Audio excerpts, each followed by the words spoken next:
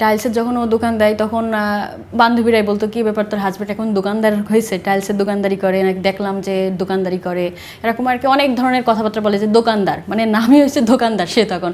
আপনার সাকসেসের পিছনে আপনার ওয়াইফের অবদান কতটুকু? আমি যদি এটা বলি যে আসলে এটা পুরোটাই আমার স্ত্রীর অবদান। দোকানদার বলতে একটু কেমন কেমন লাগছে, তারপর আমি আবার ওকে বলতাম যে যে যাই বলুক আমাদের একটা কিছু করতে হবে, বড় হইতে হবে, এটা আমাদের এখন একটা ভিতরে এখন রাখতে হবে যে আমাদের বড় হইতে হবে। নবী করিম সাল্লাল্লাহু আলাইহি ওয়াসাল্লামও বলেছেন যে তুমি স্ত্রীর সঙ্গে মাশওয়ারা করে কোনো কাজ করো, সেই কাজ করলে আসলে সাকসেসটা তাড়াতাড়ি আসে বা ওইখানে বরকত থাকে। তো এই কারণেই আসলে আমি আমার স্ত্রীকে সঙ্গে নিয়েই আসলে এই জার্নিটা শুরু করেছি।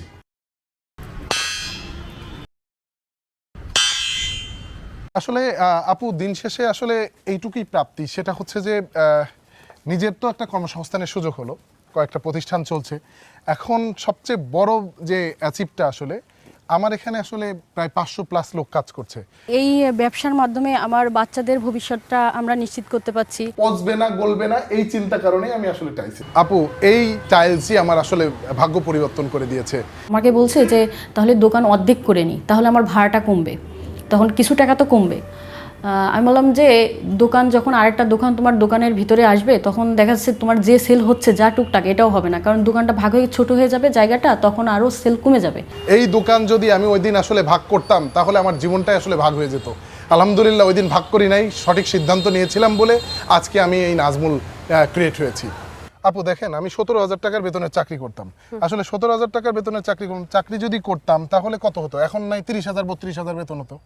এখন আমি আলহামদুলিল্লাহ এই যে ব্যবসায় এসে এখন আমি এত কর্মসংস্থানের সুযোগ করেছি মানুষের।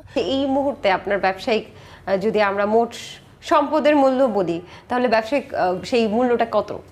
টোটাল যদি বলেন তাহলে 16-17 কোটি টাকার মতো অ্যাসেট হয়ে যায়। আচ্ছা, 17,000 টাকার চাকরি থেকে আপনি 17 কোটি টাকার অ্যাসেট এখন মালিক। আমার এখন ইম্পোর্ট এক্সপোর্টের বিজনেস আছে। হাজির ডট শপ দিয়ে অনলাইন ব্যবসা করছি, এনএম হোমস দিয়ে ওটাও দিয়ে অনলাইন করছি। তারপরে এনএম হোম প্রভিডি limited first class contractor, urban domicile দিয়ে হচ্ছে শেয়ারিং করে আসলে বিল্ডিং তৈরি করছি।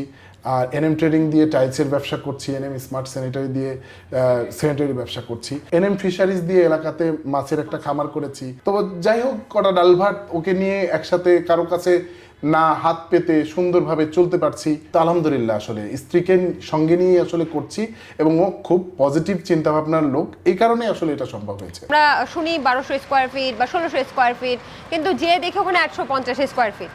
তো তারপরে যখন আমরা জিজ্ঞেস করি গ্রাহকরা যে কেন এটা, তখন তারা উত্তর দেয় যে আমরা হচ্ছে ওপেন স্পেস সহ ধরেছি।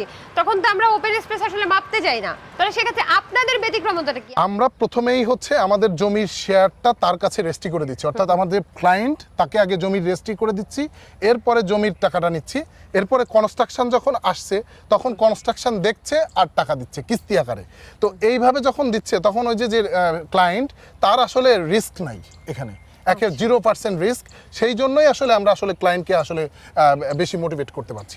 প্রথমে জমির শেয়ার মূল্য 7.5 লক্ষ টাকা দিয়ে আমাকে রেজিস্ট্রি দিয়ে দিল। তো মধ্যবিত্ত হিসাবে একসাথে তো টাকা দেওয়া সম্ভব না।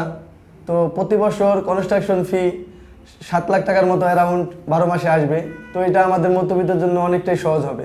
আমার প্রথম এবং প্রধান কথা হচ্ছে যে কাজের গুণগত মানটা আমি নিশ্চিত করি। আমার যারা ক্লায়েন্ট তাদেরকে আপনি দেখতেই পাচ্ছেন, আমি একটু হাত দিয়ে দেখাই, এই যে কলাম করেছি আমি, এই যে ভীমটা আপনি করেছি, এই যে ছাদের ফিনিশিংটা আপনি দেখতে পাবেন, অন্য যে কোনো বিল্ডিং থেকে আমারটা ডিফারেন্স। আমার নিজের মুখে না, আপনি নিজেও এসে দেখছেন আর কি, যে আমার যে কাজের গুণগত মান এইটা আমি আসলে এখানে না থেকে আসলে নিশ্চিত করা যায় না। প্রত্যেকটা ছাদ ঢালাইয়ের সময় আমি নিজে প্রেজেন্ট থাকি। আর এই কারণেই আমার এতদিনে আরো অনেক প্রজেক্ট হতো, আমি অল্প অল্প করে প্রজেক্ট নিয়ে আগাচ্ছি আলহামদুলিল্লাহ। আর প্রত্যেকটা ঢালাইয়ের সময় বা প্রত্যেকটা বড় কাজের সময় আমি নিজে ইনভলভ থাকি, যার কারণে হচ্ছে আমি এই এলাকা থেকে অন্য জায়গায় যাচ্ছি না। একদিন আমরা আসলে বললাম যে আসলে এরকমের যে শ্রম দিচ্ছি আমি, তখন আমার মনে হলো যে আমরা যদি এই 12-13 ঘন্টা যদি নিজের কোনো প্রতিষ্ঠানে আসলে যদি শ্রম দেই তাহলে মনে হয় ভালো করব।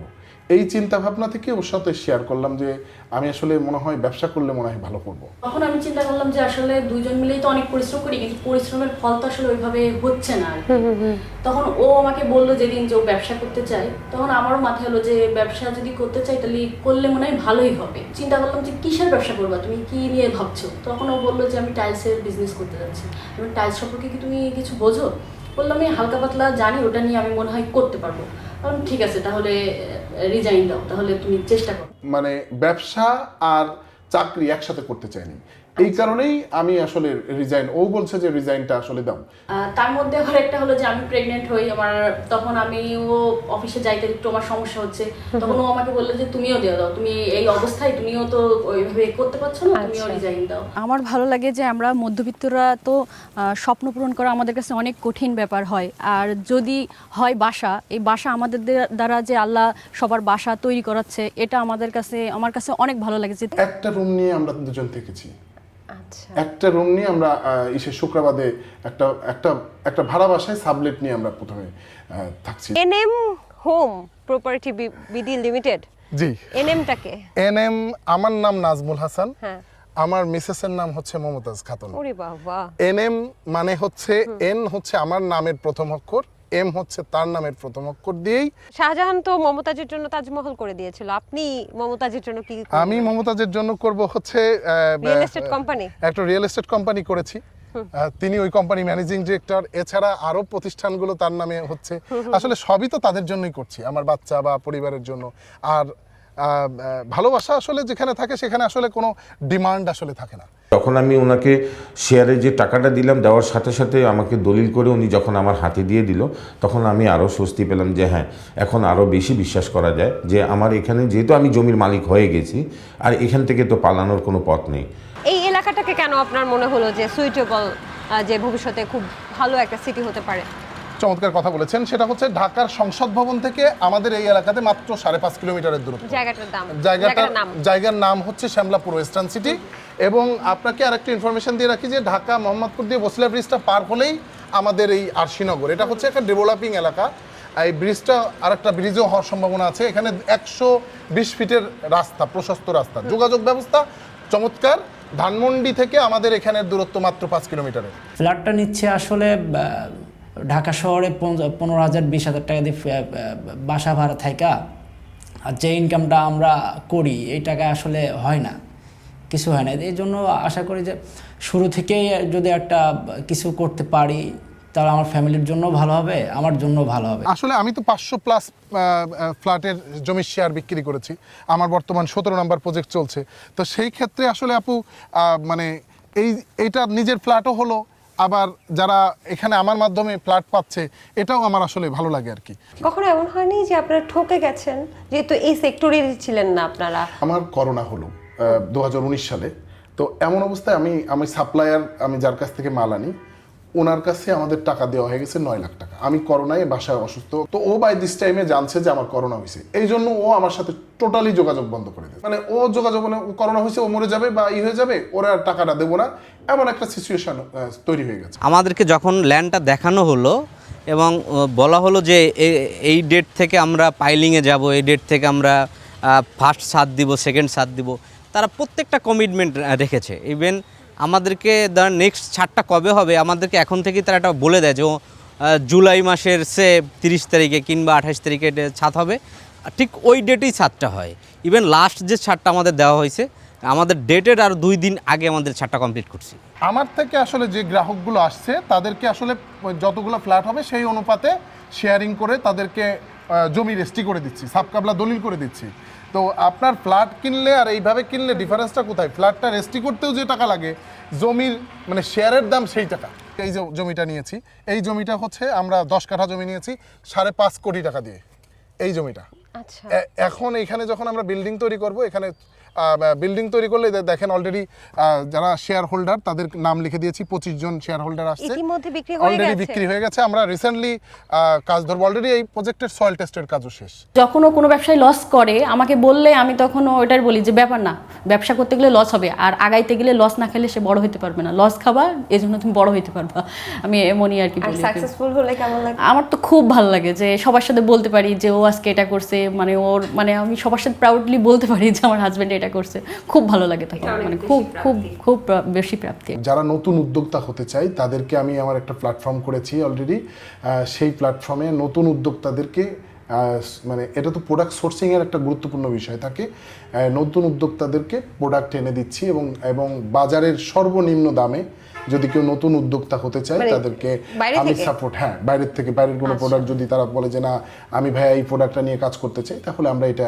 তাদেরকে এনে দিচ্ছি এবং এটা খুব ভালো সাড়া পাচ্ছে। এখন তো আপনি জানেন যে অনলাইনে অনেক প্ল্যাটফর্ম এসেছে, অল্প কিছু ইনভেস্ট করেই আমরা এই সাপোর্টটাও আসলে দিচ্ছি। নিম্ন মধ্যবিত্তদের বলছেন আপনি 7 লাখ টাকা বাৎসরিক বিভিন্ন ফ্ল্যাট বিক্রি করছেন, এই কস্টিংটা কমাচ্ছেন কিভাবে?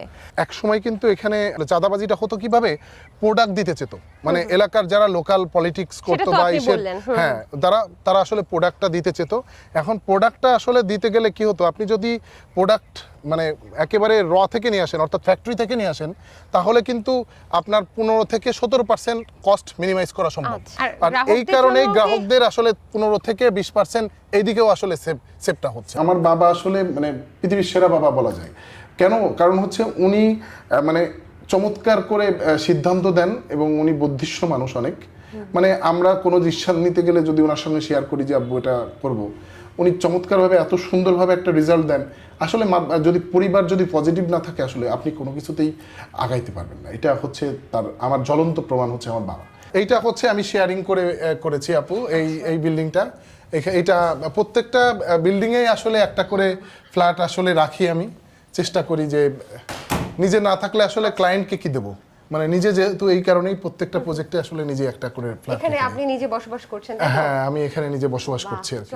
আচ্ছা, আপনার কাজের একদম ফিনিশড প্রোডাক্ট যেটা বলে একেবারে তৈরি হওয়ার পর কেমন লাগছে সেটা দেখছি। খুব সুন্দর করে আপনারা ডেকোরেশনও করছেন দেখতে পাচ্ছি জি। যে, এবং পুরো স্পেসিয়াস আর কি, দাঁড়াতে কষ্ট। এটা কত স্কয়ার ফিটের? এটা হচ্ছে 1200 স্কয়ার ফিটের। 1200 স্কয়ার ফিট। এই ফ্ল্যাটটা কেমন, মানে শেয়ারে তো বিক্রি করেছেন পাশেরগুলো? পাশেরগুলো যেগুলো বিক্রি করেছি টোটাল 32 লাখ টাকায় এই ফ্ল্যাটটা রেডি হয়েছে। ইন্টেরিয়র এই যে ইন্টেরিয়র এটা বাদে আর কি আসলে 32 লাখ টাকায় 1200 স্কয়ার ফিটের ফ্ল্যাট রেডি। স্কয়ার ফিটের ফ্ল্যাট রেডি? Ready। বাহ, চমৎকার। আর আরেকটা মজার বিষয় বলি, এই বিল্ডিংও আমি 2 বছরের ভিতরে হ্যান্ডওভার দিয়েছি, মানে যেদিন থেকে কাজ শুরু করেছি একেবারে পাক্কা 2 বছর। অবশ্যই হাজব্যান্ডে ফ্রিলি যদি কাজ করতে দেয় তো আমার মনে হয় সবাই আগাইতে পারে, সামনের দিকে আগাইতে পারে। যদি হাজব্যান্ড ওয়াইফ দুইজন মিলেই কিছু করা যায়, বা সে যদি বাসায় থেকে যদি ভালো পরামর্শ দেয়, তাও হাজব্যান্ড নির্বিশেষে মানে খুব সুন্দরভাবে আগাইতে পারবে আমার মনে হয়। তো সবাই হাজব্যান্ডকে যদি একটু সাপোর্ট করে, তা সবার হাজব্যান্ডই আমার মনে হয় কিছু না কিছু করতে পারবে। যারা মানসিক চাকরি করে, সাপোর্টটা মানসিক সাপোর্টটা আসলে সবার বড় দরকার।